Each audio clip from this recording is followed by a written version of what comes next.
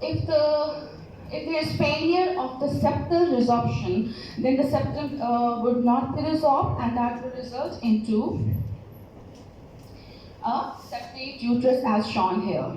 And this type of uterus cannot hold pregnancy, and it is the most common uterus which is seen in repeated miscarriages. The other one is a radiological anomaly known as the arcuate uterus, and the last one is the drug-related diethylstilbestrol drug-related anomaly, Malaysian duct anomaly.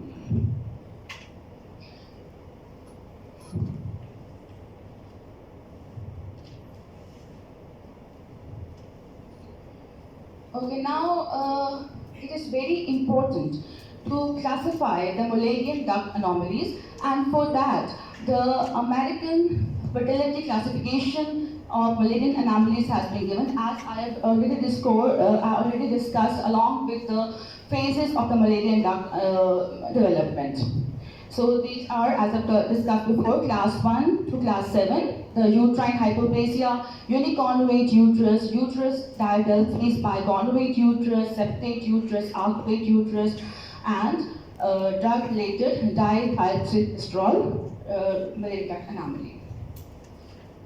Now, the development of the paramesonephric duct is closely aligned to the mesonephric duct as well.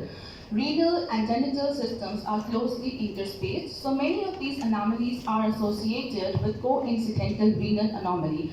As discussed in our case, that we have a triad of 3 symptoms, that is renal agenesis and the obstructed hemivagina and the uterus diadelphys. So, in Overa syndrome, this association with the renal development also occurs, and there is ipsilateral agenesis.